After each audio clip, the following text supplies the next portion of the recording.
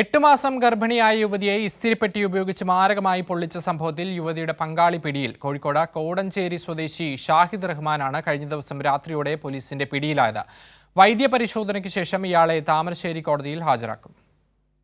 8 മാസം ഗർഭിണിയായ മലപ്പുറം കൊണ്ടോട്ടി സ്വദേശിനിയെയാണ് പങ്കാളിയായ കോടഞ്ചേരി സ്വദേശി ഷാഹിദ് റഹ്മാൻ ഇസ്തിരിപ്പെട്ടി ഉപയോഗിച്ച് ദേഹമാസകലം പൊള്ളിച്ചത്.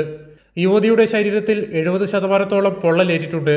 താമരശ്ശേരി താലൂക്ക് ആശുപത്രിയിൽ പ്രാഥമിക ചികിത്സയ്ക്ക് ശേഷം കോഴിക്കോട് മെഡിക്കൽ കോളേജിൽ വിദഗ്ധ ചികിത്സയിൽ കഴിയുകയാണ് യുവതി. വധശ്രമമടക്കം ജാമ്യമില്ലാ വകുപ്പുകൾ ഷാഹിദിനെതിരെ കോടഞ്ചേരി പോലീസ് ചുമത്തിയിട്ടുണ്ട്. പരാതിക്കാരിക്ക് മറ്റു വ്യക്തികളുമായി ബന്ധമുണ്ടെന്നും വേറെ മൊബൈൽ ഫോൺ ഉപയോഗിച്ച് മറ്റുള്ളവരെ വിളിക്കാറുണ്ടെന്നും ആരോപിച്ചാണ് ഇയാൾ ഉപദ്രവിച്ചത്. ഈ മാസം 20-ാം തീയതി 8 മാസം ഗർഭിണിയായ യുവതിയെ മുറിയിൽ പൂട്ടിയിടുകയും 3 ദിവസങ്ങൾക്ക് ശേഷം മുറിയിലേക്ക് കയറി വന്ന ഷാഹിദ് മൊബൈൽ ഫോൺ ആവശ്യപ്പെട്ട് യുവതിയെ കൈകൊണ്ട് മുഖത്തും ചെവിക്കും അടിക്കുകയും മുഷ്ടി ചുരുട്ടി ഇരു കണ്ണിനും ഇടിക്കുകയും ബഹളം വെച്ച യുവതിയുടെ വായിൽ തുണി തിരുകി ദേഹമാസകലം ഇസ്തിരിപ്പെട്ടി ഉപയോഗിച്ച് പൊള്ളിക്കുകയുമായിരുന്നു. പ്ലാസ്റ്റിക് വയർ കഴുത്തിൽ കുരുക്കി ശ്വാസം മുട്ടിച്ച് കൊല്ലാൻ ശ്രമിച്ചതായും പരാതിയിൽ പറയുന്നു. യുവാവ് പുറത്തുപോയ അവസരത്തിൽ വാതിൽ തുറന്ന് പുറത്തേക്കോടി സമീപവാസികളുടെ സഹായത്തോടെയാണ് യുവതി ആശുപത്രിയിലെത്തിയത്.